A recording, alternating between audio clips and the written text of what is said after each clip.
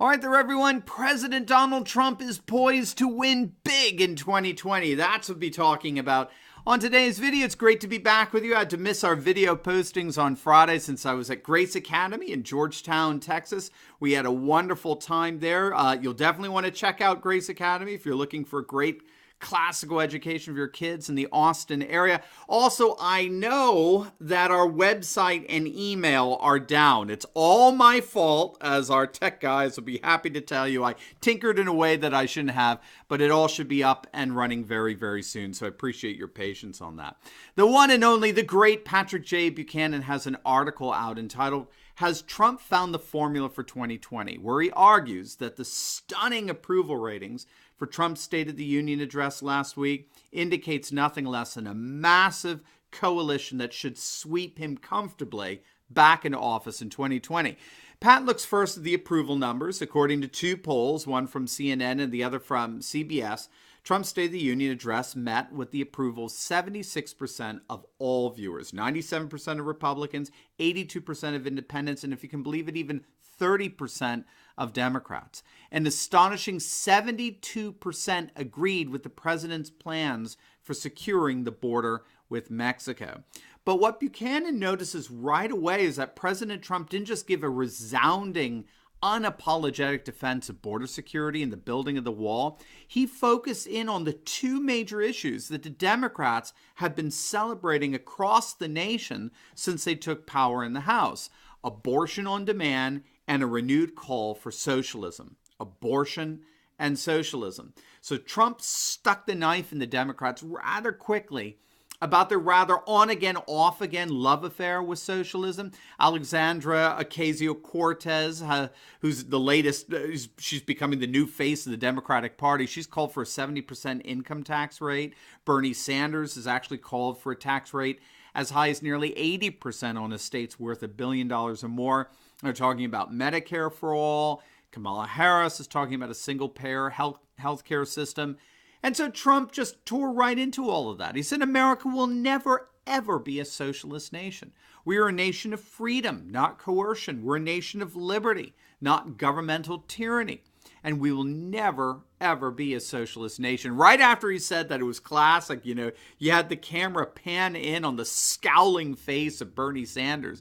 And of course, all the while, the Republican side of the aisle just went nuts. They stood to their feet, clapping and cheering as loud as they could in full support of a nation dedicated to economic freedom and prosperity. And Buchanan notes that the fact that the Democrats basically sat on their hands during all of that speaks volumes. It shows that they've embraced the McGovernist wing of their party.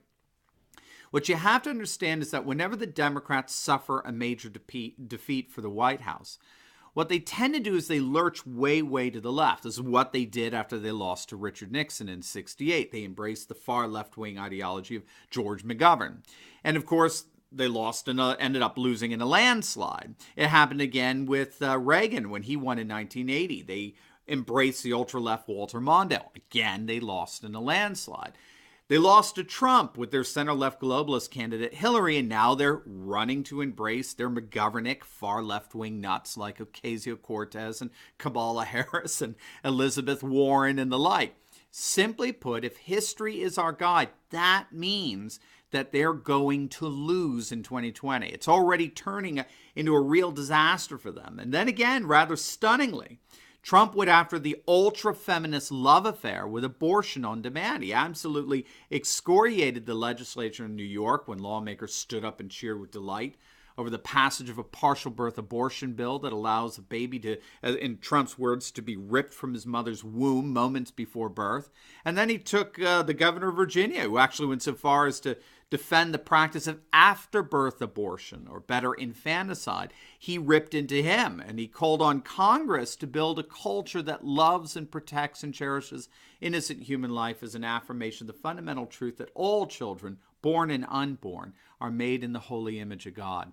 Now note, polls consistently show that over 80% of the population wants nothing, absolutely nothing to do with late-term abortion. Buchanan noted that only 13% of Americans actually support abortion on demand and late-term abortion. In fact, most Americans want abortion illegal after the first trimester. This is a real winning formula on the part of Trump here.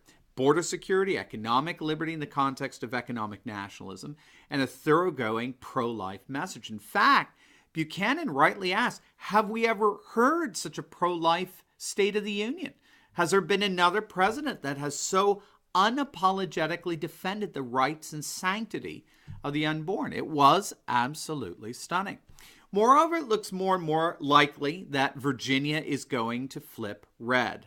Their executive government has just imploded with the racial scandals embroiling the governor and the attorney general on the one hand, and the physical abuse scandals of their lieutenant governor against his ex-girlfriends on the other. None of them have resigned thus far, and they're just becoming an absolute blight on the Democratic Party as a whole, but particularly on the Democrats in Virginia. And then we find out that Elizabeth Warren, she's thrown her hat in the presidential ring, but she's an absolute fraud. She's been living a lie that she's a Native American when she's emphatically not. In fact, she's less Native American than most Americans. We now know that she lied on her registration with the State Bar of Texas, which she filled out by hand and identified her race as American Indian. The University of Pennsylvania Law School's 2005 Minority Equity Report identified Elizabeth Warren as a minority, and she was hailed as the first woman of color to be hired by the Harvard Law faculty. She's a fraud. She's been living an absolute, she's been living a lie and benefiting from it at the expense of people, I'm sure, who are more qualified than she is. She's not even going to come close to the nomination. Trump's already trolling her. I don't know if you saw it. He loves to call her Pocahontas, and he tweeted out, he wondered if she was going to run as the first Native American presidential candidate, or she could have dropped that lie after 32 years. We'll see, he said. And then he said, see you on the trail, and then he capitalized the letters there for trail, again, mocking her fraudulent racial identification with Native Americans. Not to be outdone, his son, Donald Trump Jr., called Trump's tweet savage. I mean, these guys are merciless. Now, of course, the media is more upset that Trump and his son would be so insensitive with these racial stereotypes. They're more upset with them than they are with Elizabeth Warren, who's actually been walking around enacting a racial fraud for the last 32 years. She's been out and out lying about her self-identified race, and yet it's so telling what the media gets so upset about. Needless to say, Pat Buchanan believes that Donald Trump has not only found the winning formula for 2020, but that the Democrats are also basically opening the gate for him, right? Doing everything they can to make this as easy as possible for Trump to win. Remember, Trump's tweet of late said it all. The Democrats have become the party of late-term abortion, high taxes, open borders, and crime. I mean, many are saying that's it. If that's all Trump focuses on for 2020, this election is over. And it seems more and more pundits are actually coming out and recognizing that. So we'll certainly be keeping an eye on how things develop. But I think Patrick Buchanan sums it up rather aptly. It seems pretty clear. Somebody up there likes Donald Trump. As always, please like, comment, and subscribe. Click on either our Patreon, Subscribe Star, or PayPal links below and become a supporter of this channel and help us to continue to analyze current events in light of awesome conservative trends so that you can personally and professionally flourish. God bless.